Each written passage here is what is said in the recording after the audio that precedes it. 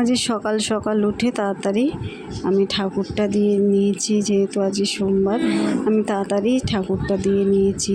তারপরে কি রান্না করব ভেবে চিন্তা করতে পারছি না, পরেরটা পরে দেখা যাবে, তাই ভেবে আগে ঠাকুর দিয়ে নিলাম। বন্ধুরা, গুড আফটারনুন। আজকে আবার চলে এসেছি আমার রান্নাঘরে। দেখুন আমি রান্না বসিয়ে দিয়েছি। আজকে রান্না হচ্ছে আলু আর সোয়াবিন তরকারি দিয়ে বসিয়ে দিয়েছি। আলু ভাজাটা বসিয়ে দিয়েছি। আর এদিকে সোয়াবিনটা আমার সেদ্ধ করা আছে।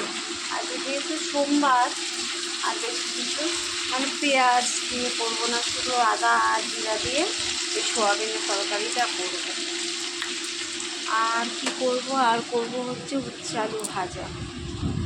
এই যে উচ্ছে কাটা আছে, এবার উচ্ছেটা কাটবো, এখনও কাটা হয়নি। আজকে দেরি হয়ে গেল, কারণ আজকে যেহেতু আমার স্নান করে ঠাকুরটা দেওয়া হয়ে গেছে, আজকে আমি তাড়াতাড়ি আগে স্নান করে নিয়েছি। স্নান করে তারপরে ঠাকুরটা দিয়ে আজকে সোমবার ভাবলাম আজকে নিরামিষ তো, বেশি মাছ মাংস নেই, ডিমও নেই, তাই আমি আজকে ভাবলাম আগে পুজোটা দিয়ে নিয়ে গেলাম। ভাবে বসে আমার এখনও গ্যাসটা আসেনি, কালকে আসবে গ্যাস। যাই হোক, আসেনি ব্যাংক, যা খুশি যবে খুশি তো। এবার আমি উচ্ছা আর আলুটাকে কাটবো, তারপরে উচ্ছা আলু ভাজা করবো। আর বাচ্চারা খাবে হচ্ছে আমার ছেলেকে দিয়ে দেবো। কালকে দিয়ে আছে মাংসর ঝোল আছে, মাংস আছে, ওই দিয়ে ছেলেকে দিয়ে দেবো। আর ঝিলিকের ডাল আছে, আর সোয়াবিন আলু থেকে একটু তরকারি নিয়ে নেবো, তাহলে ঝিলিকের হয়ে যাবে।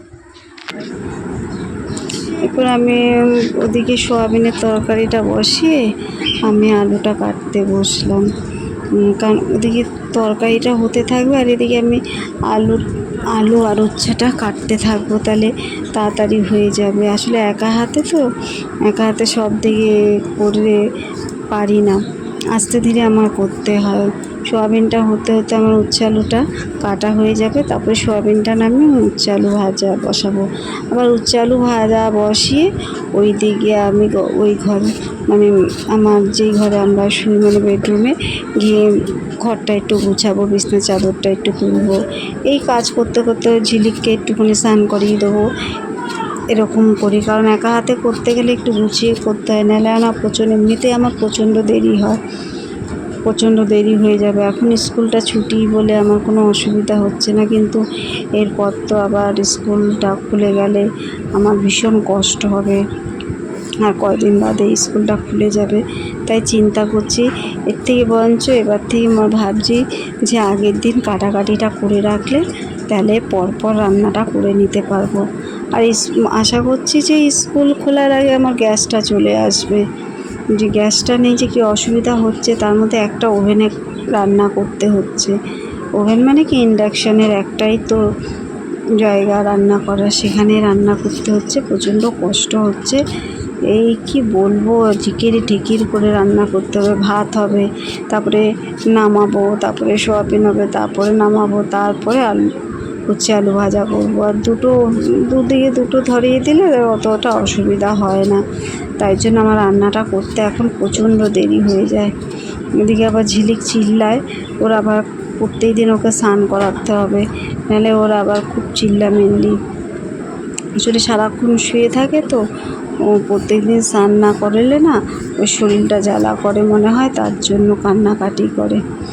যাই হোক, আর কি এদিকে আমার তো স্নান করে, যেহেতু সকালবেলা স্নান করে ঠাকুরটা দেওয়া হয়ে গেছে, একটা নিশ্চিন্ত রান্না করেই বাচ্চাদের আর আমরা সবাই একসাথেই খেতে বসে যাব। ওর বাবাও খেয়ে নিতে পারবে, এই দিয়েই কোনো। বন্ধুরা সবাই কেমন আছো? দেখো আমার সব হয়ে গেছে, এখন আমরা খেতে বসে গেছি। এই যে আমার মা বসে গেছে, জুটো আয় নিচ থেকে আয় তাড়াতাড়ি বাবা। আজকে রান্নাটা দেখো কেমন হয়েছে। এই যে সোয়াবিন আলুর তরকারি করেছি, উচ্ছে আলু ভাজা করেছি, আর জুটো আমার ছেলের জন্য একটু পাঁপড় করেছি। এদিকে আছে লঙ্কা আর হচ্ছে লেবু, আর হচ্ছে আলু সেদ্ধ মাখা। দেখো আলু সেদ্ধ মাখাটা আমি করিনি, কিন্তু আমাকে দিয়েছে আমার ভাইয়ের বউ। আলু সিদ্ধ মাখাটা আমার খুব ভাল লাগে খেতে, তার জন্য এখন আমরা ভাত বাড়বো, মাকে খেতে দেবো। কিন্তু সোয়াবিনের তরকারিটা কি বলবো, ঝাকাস হয়েছে, দেখো না দেখলে বুঝতেই পারবে না। এই তরকারি ইয়েস, আমি চিকেন ভেবেছিলাম। এটা হচ্ছে সোয়াবিন আলুর তরকারি, যা সুন্দর হয়েছে না কি বলবো, হেবি সুন্দর হয়েছে।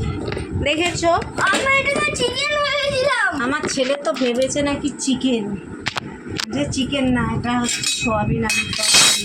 আজকে সোয়াবিন আলুর তরকারিটার রঙটা খুব সুন্দর হয়েছে, তাই জন্য খেতে দিই। এবার কিন্তু হাতটা সরা দিচ্ছি তো, এদিকে চলে আয়, হাতগুলো বেশ গরম।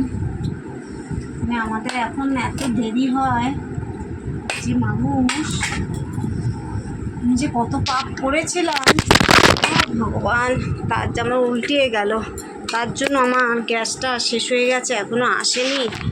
তারপর খাওয়া দাওয়া হয়ে গেছে, আমরা বিকেলবেলা একটুখানি চলে গেলাম আমার বোনের বাড়ি। আজকে ওর হ্যাপি বার্থডে, আমাদের সবার ছোট বোন, তার বার্থডেতে আমরা চলে গেলাম। প্রচণ্ড আনন্দ করলাম, আনন্দ করে সেখানে খাওয়া দাওয়া করে তারপরে রাত্রেবেলা বাড়িতে ফিরলাম। তাহলে আজকে আমার এই ছোট্ট ব্লগটা এত পর্যন্ত, টাটা।